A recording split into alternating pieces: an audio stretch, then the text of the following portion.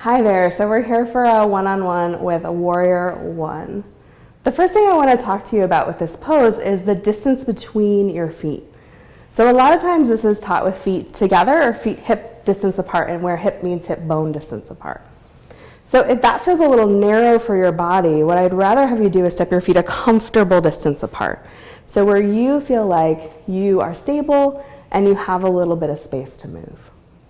Now, oftentimes this pose is taught from stepping one foot back to come into the pose. What happens there, though, is you sort of have to reach your foot back into space. It can be a little bit uncertain. So we're going to work with it from stepping one foot forward. So you step that foot forward a comfortable distance to start.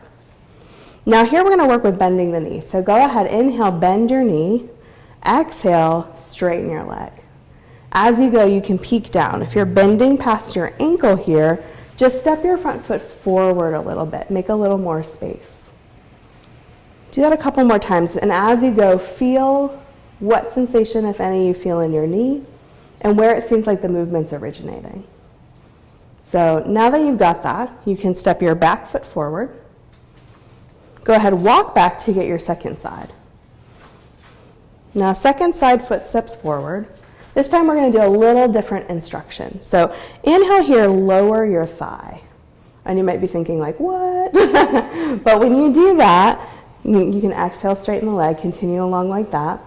It lets you sometimes feel that the movement is starting further up your leg, closer to your hip, and that can decrease sensation in the knee. So if you're feeling that that's a benefit, especially if you have any knee issues going on, when you hear someone say bend the knee, you just think to yourself, lower the thigh. Now we're going to show a couple other options here for ways to work on the stability in this pose, because a lot of times it ends up all in the front leg and the back leg is asleep. So that can make the leg harder, and we're going to work with that. So go ahead and step your back foot forward.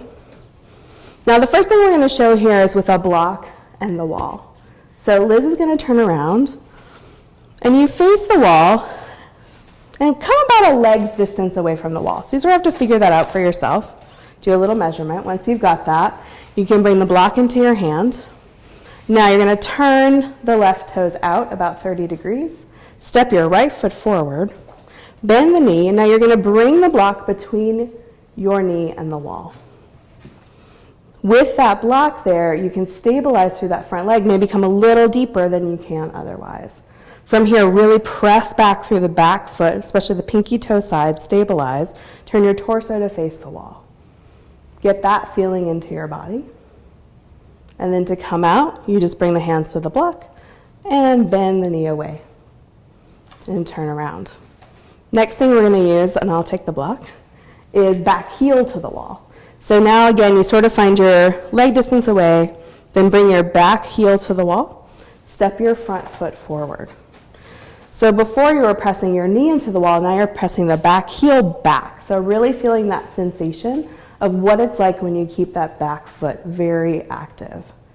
You can even recreate in the front knee the sensation of pressing that knee into the block to really feel that push and pull of the pose.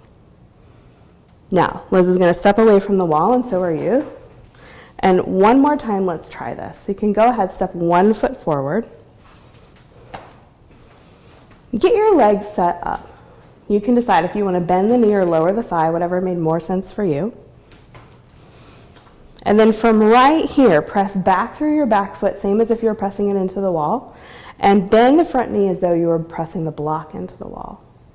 Now we'll talk a little bit about the hips. So sometimes you hear the instruction here to square the hips, but the legs are moving in different directions. So that's not actually possible. It's more of a sort of metaphorical cue, but it can make it so that the hips are a little bit wonky. So what you're going to do instead is move the torso to face forward and the hips stay where they are. Then hands can press here in front of the heart, and our arms can reach up overhead. If arms come up, you drop the shoulders down. Now you can bring the hands back to the hips. Step the back foot forward. The last option we're going to show here is with a chair. So I'm going to grab a chair.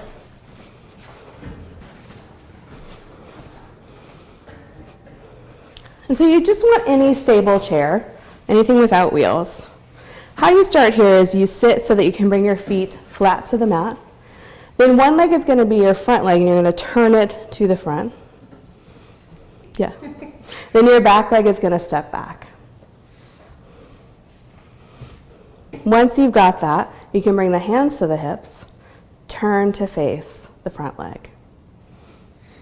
You can even bring this front leg around and come more in if that's available to your hips. And you can even work here with hands in front of the heart and arms up overhead. So depending on the length of your legs will depend on how close to the front or the back you sit in the chair. And then you can bring the hands on down and bring yourself back to center. And that is Warrior One.